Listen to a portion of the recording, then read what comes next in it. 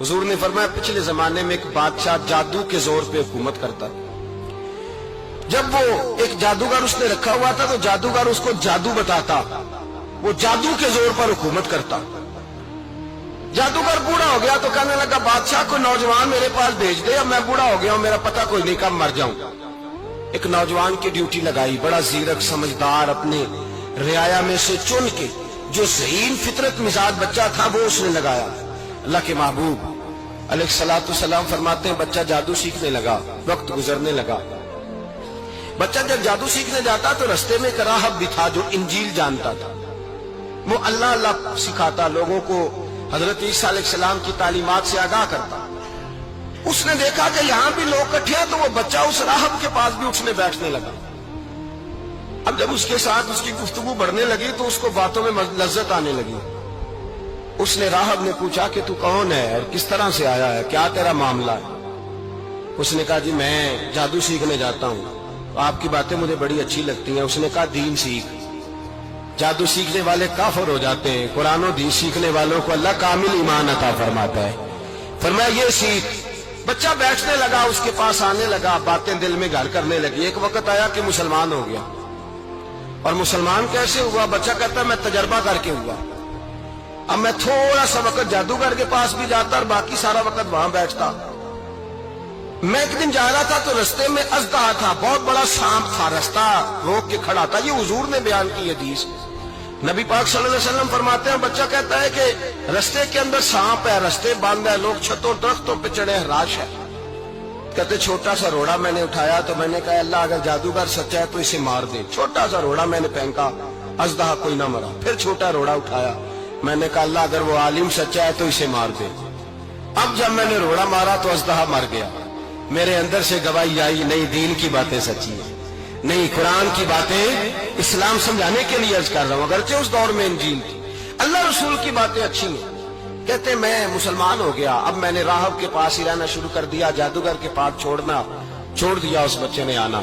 بادشاہ پوچھتا کہاں زیادہ وقت گزارتے ہو تو بات گول کر دیتا، وقت تیزی سے بڑھنے لگا۔ اللہ نے اس نوجوان میں طاقت پیدا کر دی، اب وہ اس کے اندر نا اللہ نے توانائی روحانیت پیدا کر دی، ابھی جوان ہے، 14-15 سال عمر ہے۔ اللہ نے اب جو بیمار بھی آتا وہ دعا کرتا تو اللہ صحت عطا کر دیتا، جو بھی آتا۔ بادشاہ کا ایک درباری تھا، بادشاہ کو پنکھا جلتا تھا، وہ اندھا ہو گیا، کوئی ایسی تکلیف آئی کہ نابینا ہو گیا، بڑے علاج کرائے شفا نہیں ہوئی۔ کسی نے اس بچے کا پتہ بتایا کانوں میں، اس کے پاس گیا تو بچہ کہنے لگا شفا تو ہو جائے گی پر کلمہ پڑھنا پڑے گا، مسلمان ہونا پڑے گا، جس پیغمبر کا میں غلام ہوں تجھے بھی بننا پڑے گا، دین پہ عمل کرنا پڑے گا، اللہ شفا دیتا ہے۔ اس نے کہا تو مجھے کلمہ پڑھا، مجھے شفا دے، میں تیار ہوں۔ اس نے کہا شفا تو اللہ دیتا ہے۔ اس نے اللہ تبارک و تعالیٰ کا ذکر کر کے دعا مانگی، یہ مسلم شریف میں حدیث ہے، طبرانی میں موجود ہے۔ اللہ نے اسے شفا دی، اس نے کلمہ پڑھنا شروع کر دیا۔ یہاں ایک نقطہ لکھا ہے ہمارے علماء نے، کہتے ہیں جب اللہ ولایت عطا کرتا ہے نا تو یہ سفید بالوں والے کا حصہ نہیں ہوتی۔ اگر جوانی میں کوئی آدمی توبہ کر کے تصوف کے راستے پہ چلتا ہے تو سب سے زیادہ ولایت اللہ اسے عطا فرماتا ہے، سب سے زیادہ ولایت اس کے پاس ہوتی ہے۔ ابھی اس کے بال کالے ہیں، چڑھتی جوانی ہے، دعا کی تو اللہ نے، اور حدیث پاک میں موجود ہے کوڑے آتے تو شفا یاب ہو جاتے، اندھے آتے تو شفا یاب، برس والے آتے تو اللہ سے دے۔ جوان ہے، بادشاہ کے پاس وہ واپس گیا، وہ جو آدمی جس کی آنکھیں ٹھیک ہوئی تھی۔ بادشاہ نے پوچھا کہ کیسے شفا ملی؟ تو کہنے لگا میرے رب نے شفا دی۔ بادشاہ سجدے کراتا تھا، اپنے آپ کو منواتا تھا معاذ اللہ، کہنے لگا میرے علاوہ کون رب ہے؟ اس نے کہا وہی رب ہے جس نے تجھے پیدا کیا ہے، اور وہی رب ہے جس نے مجھے اندھے کو آنکھیں دی ہیں، وہی ہے میرا مالک۔ کہا اچھا تو مجھے نہیں مانتا؟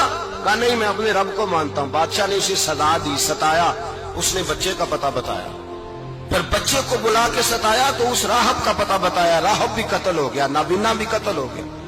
بادشاہ نے کہا سپاہیوں سے اس بچے کو لے جاؤ اور پہاڑ کی چوٹی پہ جا کے نیچے پھینکو تاکہ مر جائے۔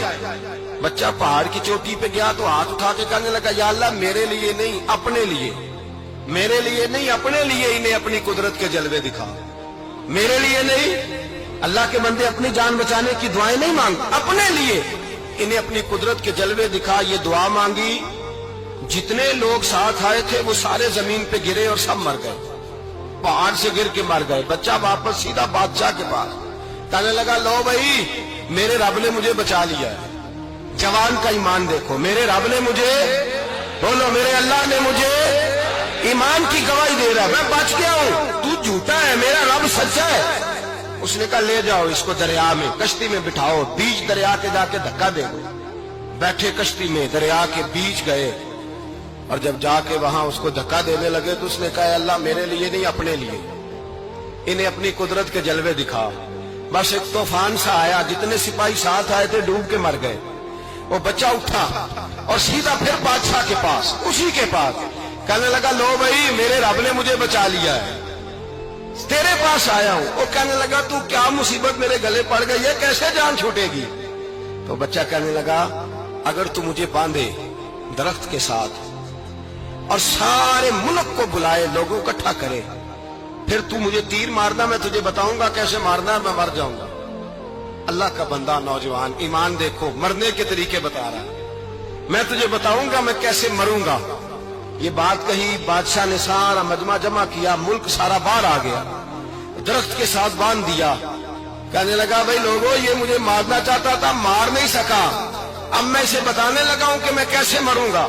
इसे कहो जब तीर मारे तो साथ मेरे रब का नाम भी ले, मैं अपने रब के नाम पे जान दूंगा, ईमान की पुख्तगी में अल्लाह के नाम पर जान दूंगा। इसे कहो रब के नाम पे मारे, मर जाऊंगा। बादशाह ने अल्लाह कह के तीर मारा, पेशानी में लगा, बच्चे की रूह परवाज कर गई। जितना मजमा खड़ा था सारा कलमा पढ़ के मुसलमान हो गया, सारे मुसलमान हो गए, सारे।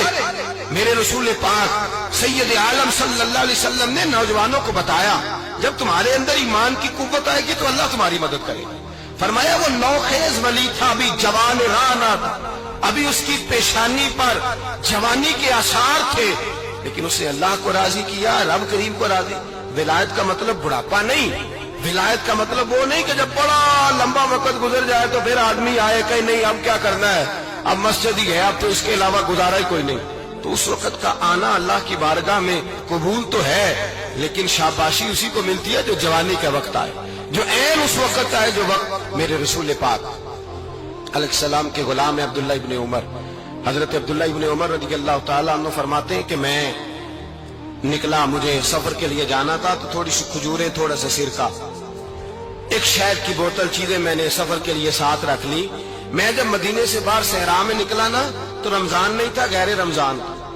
मैंने एक नौजवान को देखा बकरियां चरा रहा है, बकरियां चरा रहा है जवान। आप फरमाते हैं उसका चेहरा बड़ा नूरानियत वाला, गर्द पड़ी हुई पर बड़ा हसीन। फरमाते हैं मैंने उसको कहा कि आ जाओ खाना खा लो, रोजे भी नहीं थे। कहने लगा नहीं मैंने रोजा रखा हुआ है। फरमाते मैंने कहा पता करूं कि निरा नेक ही है कि परहेजगार भी है।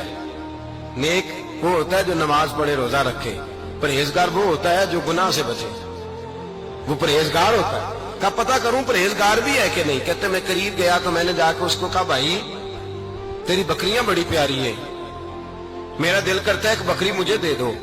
कहते वो जवान, गुर्बत भी, परेशानी भी, पर दामान तवक्कुल की ये खूबी है कि उस पर पाबंद लगे होते हैं, धब्बे नहीं होते।